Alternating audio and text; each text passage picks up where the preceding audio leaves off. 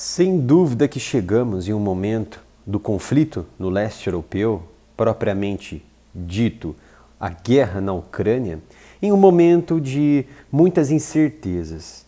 Temos aqui notado muitos blindados, equipamentos sendo transportados para a Ucrânia através de comboios acoplados em trilhos que ligam ali a região da Polônia, outras regiões mais ao noroeste da Ucrânia.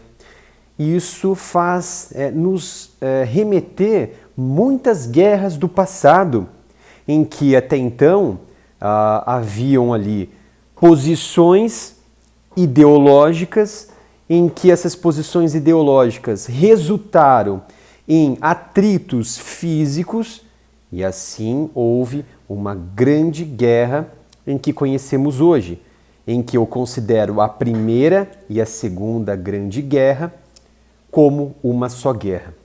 Então temos um paralelo muito importante neste momento, em que em 2014 houve a invasão da Rússia ali na região da Crimeia e que obtemos este intervalo de cerca de 8 anos até a Rússia novamente adentrar em território ucraniano. Dito este panorama muito claro que temos aqui hoje, com essas reuniões, com esses blocos sendo formados do Ocidente e também com essas manobras, essas atividades e essa transferência, esses comboios sendo transportados para a Ucrânia, novamente nos traz a muitas indagações. É por isso que, nesse instante, temos a obrigação de analisar em que pé essa guerra está e, principalmente, quais as estratégias que os Estados Unidos estão, neste momento, traçando e qual a estratégia geral, porque existem objetivos específicos e objetivos geral. Vamos montar aqui um artigo científico. Exatamente isso. Existe aquilo que eu posso colocar como as políticas mais minúsculas, mais importantes que os americanos, a OTAN, a Ucrânia, ali a União Europeia estão construindo para alcançar um objetivo. E eu fiz aqui alguns tópicos importantes e o que podemos esperar deste beligerante sendo formado. E eu vou até mais à frente colocar aqui alguns conceitos que eu vou reformular esses conceitos, trazer à tona a vocês um novo conceito dentro de um novo conceito, que vocês com certeza vão entender e vão captar essa mensagem, essa análise que eu fiz aqui em primeira mão para vocês sobre essa estratégia americana. Por que os Estados Unidos ainda não enviaram tropas? Por que os Estados Unidos não enviaram produtos pesados, produtos de alto poder de destruição, de longo alcance, blindados pesados? É preciso que voltar ao passado e lembrar o que aquele presidente americano falou há mais ou menos 3 anos atrás.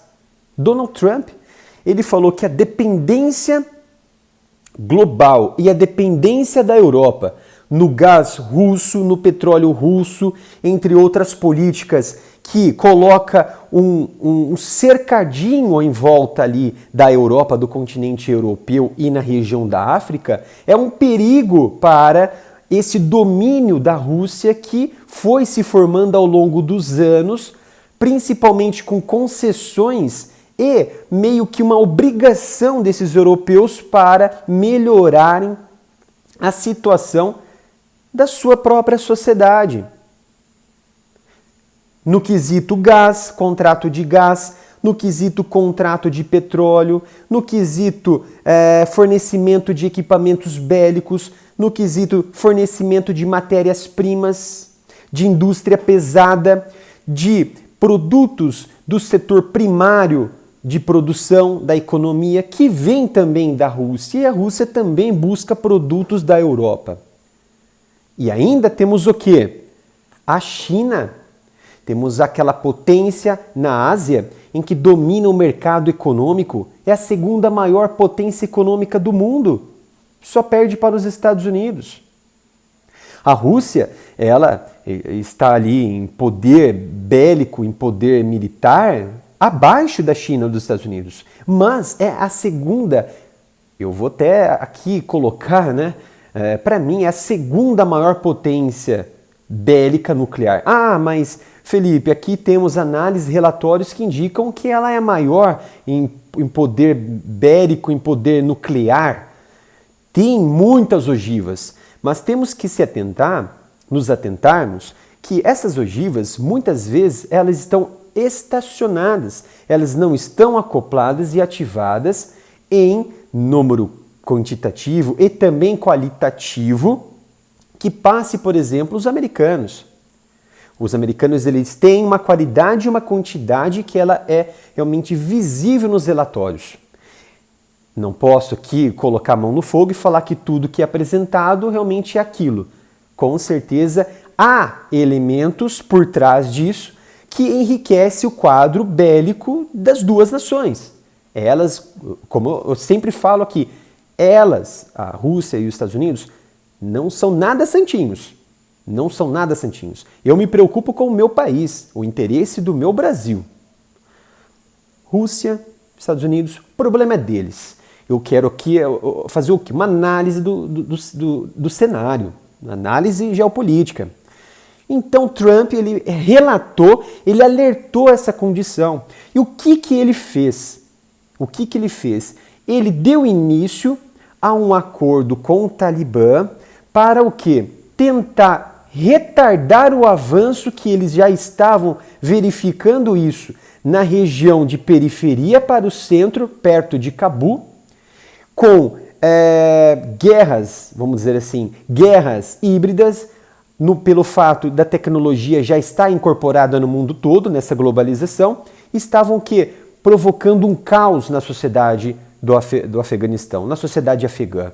E Trump, claro, a inteligência observou isso e alertou que precisaria de um acordo com os talibaneses.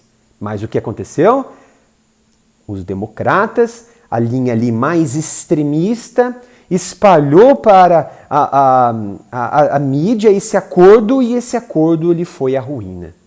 Não porque Trump não teve lábias para conversar com terroristas, vamos assim dizendo, que são realmente, mas houve interferências externas de mídias e também interferências internas de militares que traíram Trump. Inclusive Mark Milley, que é o atual chefe do Estado-Maior Conjunto dos Estados Unidos. Ponto. Não vou entrar nesses detalhes. Passando aqui adiante, temos o quê? Essa saída das tropas americanas no Afeganistão que foi estratégica no governo Biden. Por quê? Como Trump já havia alertado, a questão energética na Europa, prestem atenção na Rússia. O que vocês estão fazendo, Alemanha? O que vocês estão fazendo aí, França? O que vocês estão fazendo, Itália? Prestem atenção, Reino Unido. Mas quem ouviu, ouviu. Quem não ouviu, deu no que deu. Perdeu o mercado, perdeu produtos energéticos, teve que estocar, teve que gastar mais, houve um grande desperdício do PIB em relação às questões energéticas. Foi então que surgiu a guerra. Observamos de forma muito nítida essa dependência europeia com os produtos energéticos da Rússia. E essa saída das tropas, ela tinha uma excelente posição, excelente destino.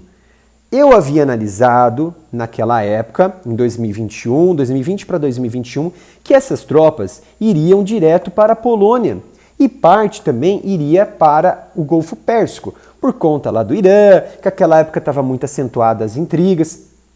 Porém, o que aconteceu? Os Estados Unidos foram lá no ouvido de Israel e falou: você vai ficar aqui quietinho no seu canto do lado do Mediterrâneo, vocês não vão atacar o Irã, e eles vão produzir ali o seu programa nuclear secreto.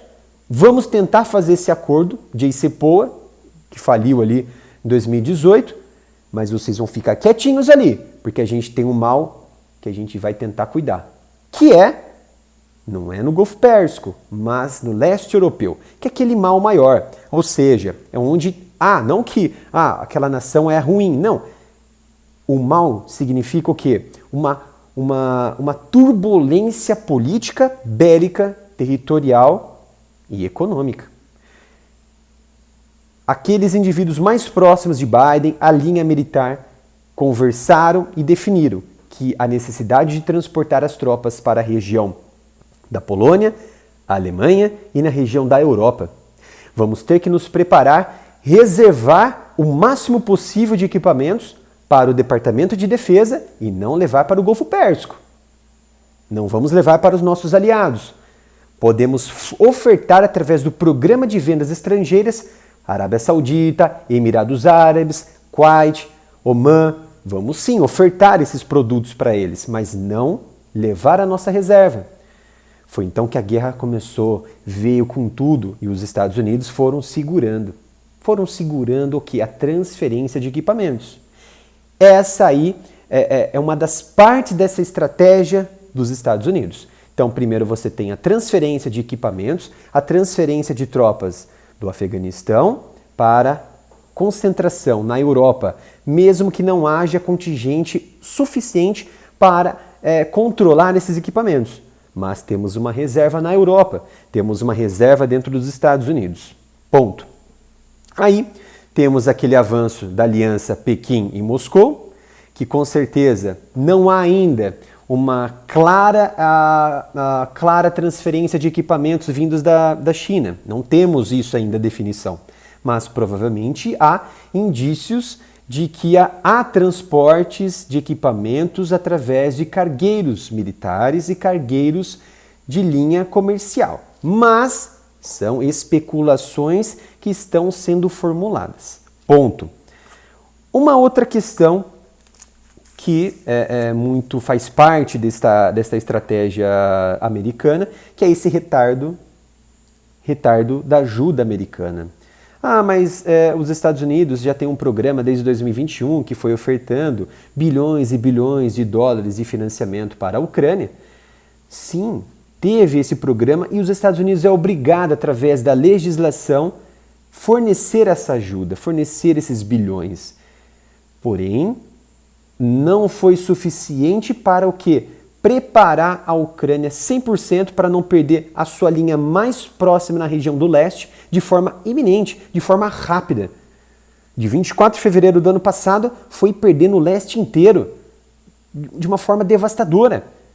Muitos ucranianos foram a óbitos, muitos morreram. Poucos têm informação sobre isso, poucos oferecem essa informação. É claro que também os russos foram também tendo uma queda, foram sofrendo baixas, porém o leste europeu foi tomado muito rápido, mas seria ainda mais rápido se os Estados Unidos realmente não tivessem preparado após 2014, a invasão lá na Crimeia. Então realmente a participação americana foi muito importante para segurar, frear esse avanço americano. E quais os motivos desse retardo da ajuda militar americana? Que eu não falo logo? Um dos motivos é, principalmente, não acuar a Rússia. Então os americanos foram soltando ali o Javelin, foram soltando outros equipamentos, aos poucos, para sentir como a Rússia reagiria. Porque já haviam dito que uma guerra nuclear poderia ser desenvolvida ali conforme a ajuda do Ocidente. Aí, você teve ali um alto número de sanções que eu nunca tinha visto antes, em números assim absurdos.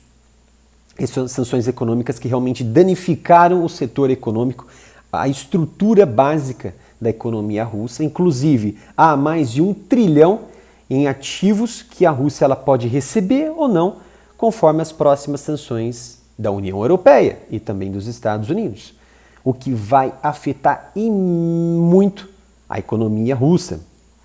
E vem a questão do que? As potências bélicas.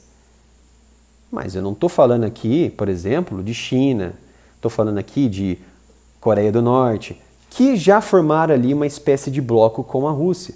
Eu estou falando das duas grandes potências, Estados Unidos e Rússia. Por que não fomentou de uma forma absoluta os ucranianos?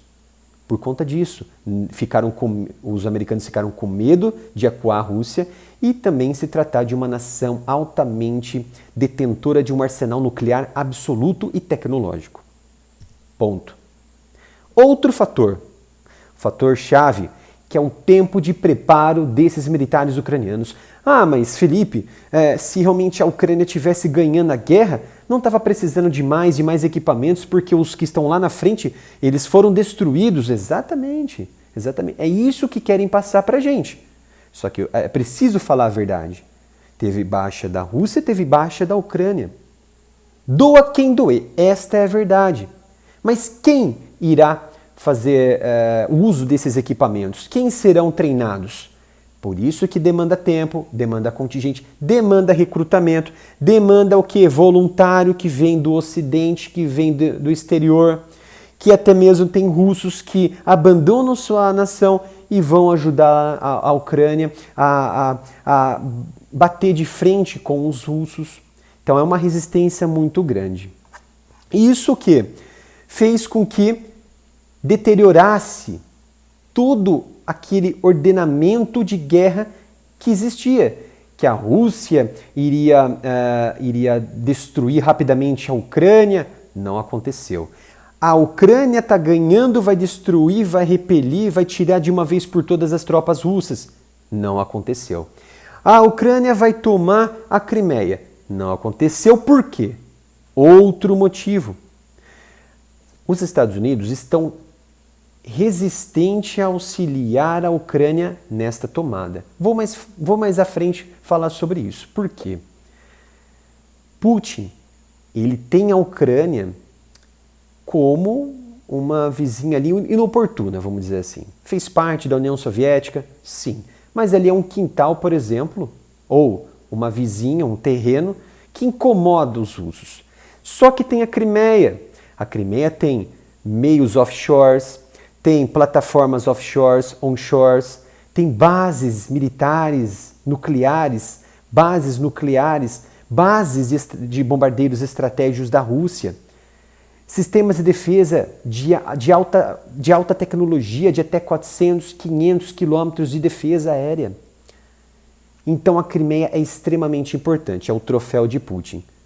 Porém, se Putin perder o controle da Crimeia, vamos ter sérios problemas, vamos ter muitos atritos.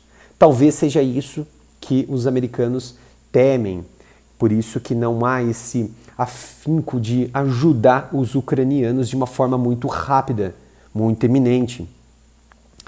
Então, isso foi trazendo uma guerra mais prolongada, foi prejudicando a imagem da Rússia, foi prejudicando a economia russa, a política, também foi prejudicando esse moral das tropas ucranianas. Houve um cansaço muito grande. Estamos aí no inverno, estamos ali quase no finalzinho do inverno, porém ainda a guerra ela continua incansavelmente. Agora, que poucos falam, as tropas russas já estão ali na região de Bakhmut, já estão ali a 4, a 5, a 6 quilômetros de Bakhmut.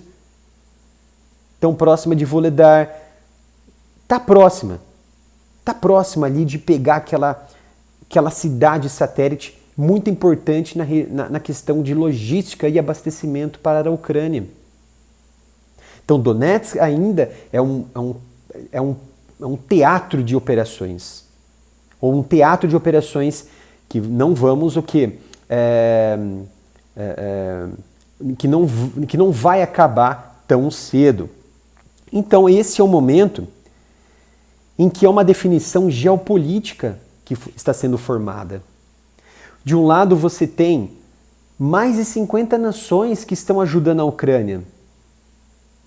Nessa última reunião, a 8ª reunião que ocorreu lá na Alemanha, em Ramstein, em que participaram o ministro da Defesa da Ucrânia, participaram ali o secretário de Defesa dos Estados Unidos e dezenas de outras autoridades com mais de 50 nações que bateram o martelo, que vão enviar mais equipamentos, já estão enviando dezenas de equipamentos.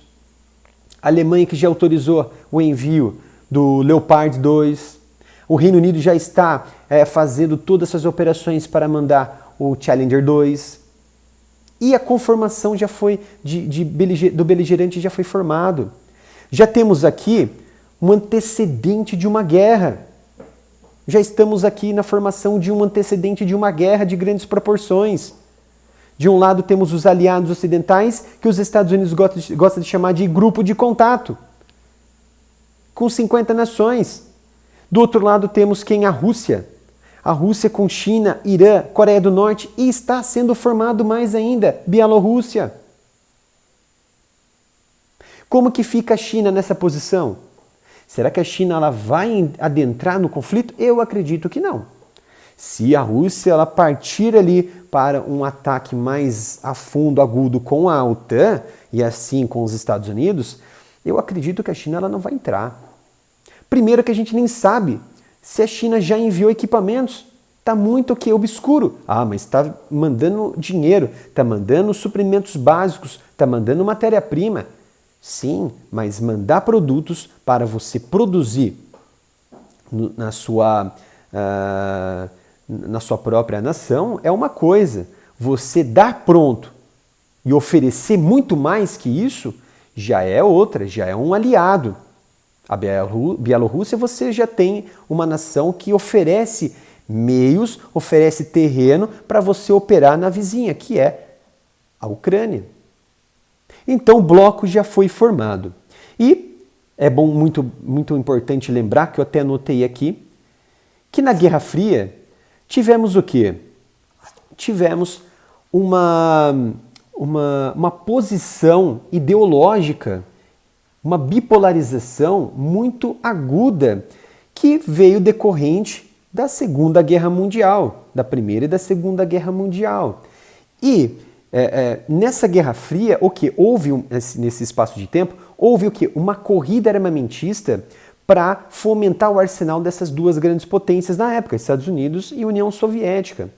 Não vou entrar em detalhes sobre a dissolução da União Soviética em 91, entretanto, isso deu respaldo para analisarmos o que estava acontecendo na Guerra Fria e antes da Guerra Fria. Foi o quê? Uma posição de territórios, de peças no tabuleiro do beligerante, formação de alianças, veio a guerra, depois da guerra veio a dissolução, veio a briga ideológica e assim por diante até a dissolução. Então é o que pode ser repetido. Temos aqui 2022, naquela época a Primeira Guerra Mundial começou em 1914, depois veio 1937. Vejam só como os tempos se repetem. 2022, começo dos anos 2000, já estamos ali num pico de panela de pressão que pode explodir uma guerra a qualquer momento. Já temos a formação dos beligerantes. Você acreditando ou não, temos essa formação. Entretanto, ainda não é possível definir quem está ali realmente mais próximo ali da Rússia, que pelo que eu estou vendo, a China parece que está meio que relutante. Ela não quer perder a parte ali dos seus negócios com os Estados Unidos, o que seria horrível, porque a intenção dos chineses é chegar a 2045 como a maior potência do planeta. Então, traçando todo esse andamento do conflito, os últimos recursos do grupo de contato, ou seja, os aliados ocidentais, formaram o quê? Mostraram o quê? A estratégia dos Estados Unidos, que é minar o setor de diversos ali setores da Rússia, principalmente o econômico e o militar. E quais os motivos paralelos a isso? Temos, por exemplo, substituir o mercado externo russo, ganhar, por exemplo, o setor energético, o setor de indústria pesada, o setor automobilístico também, setor ali de matéria-prima, o setor principal de militar, setor bélico, indústria bélica russa é a segunda maior exportadora do planeta. Ali a Índia ela tem um grande contrato com a Rússia. Vejam só que o Egito ele recusou os caças Sukhoi da Rússia por conta dessas sanções. E quais as possibilidades que surgiram? Os Estados Unidos oferecerem outros equipamentos, como o F-15. Ou F-16, não lembro. Acredito que o F-15. E aí? Essa é a estratégia americana nesse momento. Não que eu esteja falando que isso é ruim, pelo contrário, isso é muito bom para os Estados Unidos. E é ruim, péssimo para a Rússia. Então você tem essa questão de substituir a longo prazo o mercado externo, seja em diversos fatores, e também desmoralizar a segunda maior potência bélica do planeta, nuclear do planeta. Vocês ouviram o que o ex-presidente russo, Dmitry Medvedev, falou dias atrás? Falou que uma potência nuclear nunca perde uma guerra. Se isso não foi um alerta, um sinal, é preciso que se atentar em qual a posição que você está e o que você quer do seu futuro. Você quer queimar? E eu não quero queimar. Eu quero sobreviver, eu quero analisar, eu quero trabalhar. Então é preciso o quê?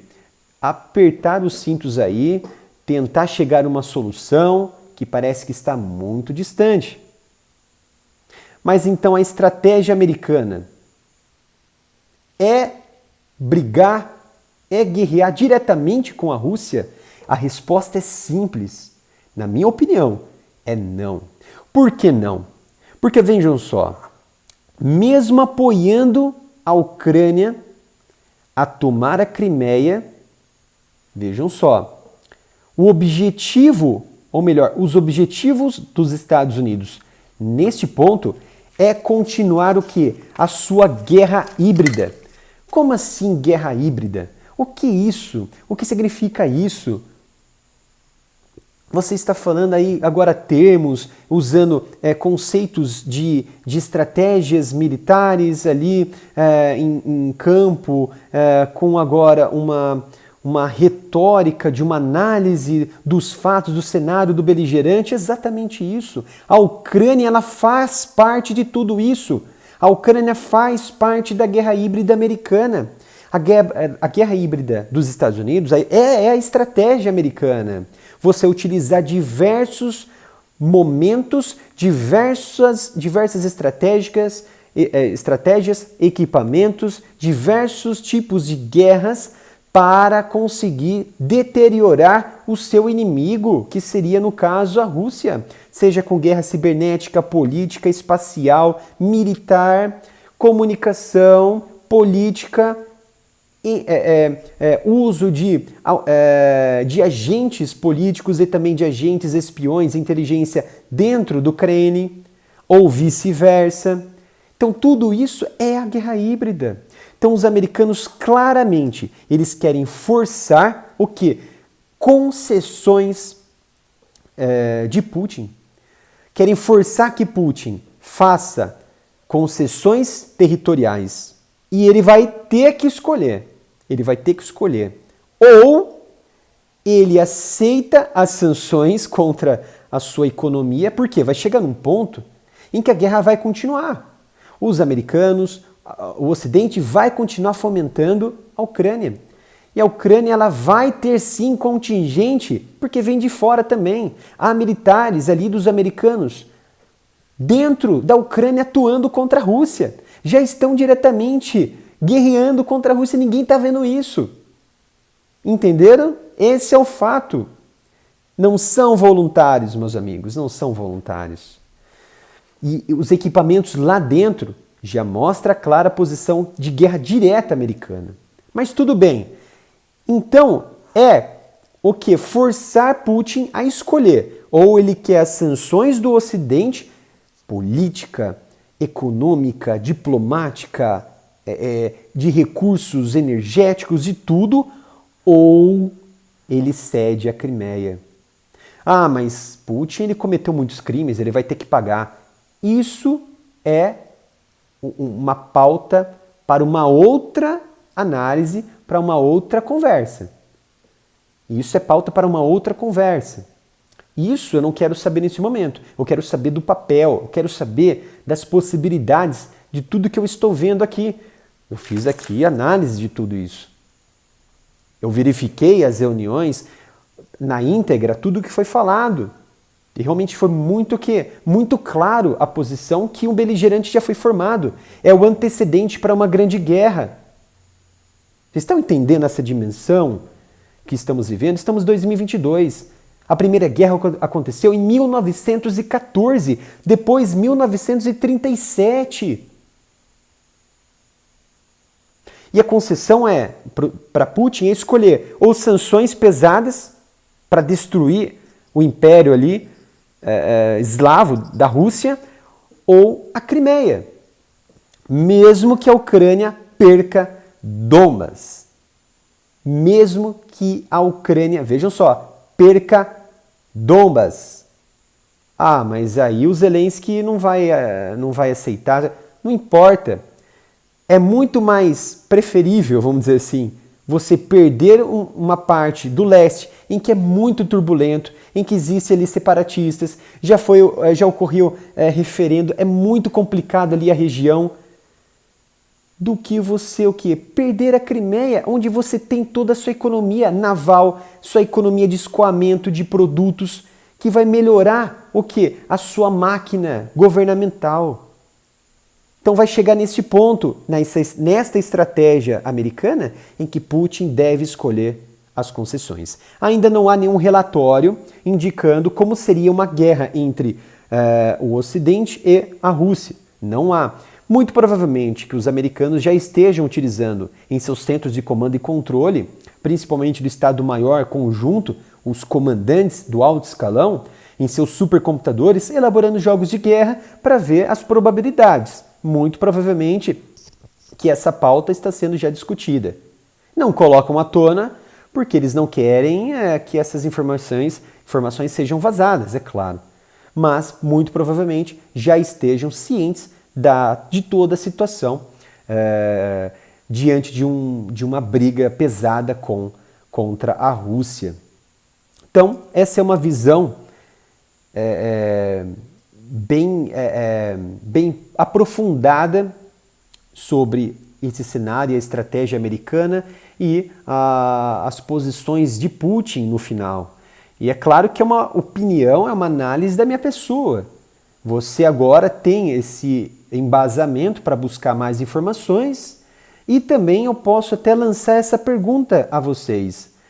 O que vocês acham que vai acontecer nesta guerra? Que a Rússia vai aceitar, Putin vai aceitar concessões, perder a Crimeia, ganhar Donbas, ou realmente Putin vai até o final e uma terceira guerra mundial será inevitável? Deixe nos comentários, senhores. Obrigado pela sua presença. O vídeo realmente teve essa intenção de ficar muito longo mesmo, para trazermos aqui a nata da nata das análises sobre essa estratégia americana. Espero que tenham gostado. Não se esqueçam de se inscrever no canal, ativarem o sino de notificação e, é claro, ajudar o canal com qualquer valor através do nosso Pix, canal@areamilitaroff@gmail.com. Vai ajudar em muito o nosso trabalho diário, por conta aí das receitas que o YouTube vem reduzindo por conta dos temas que abordamos aqui, que são muito sensíveis. Obrigado e até o próximo vídeo no Área Militar.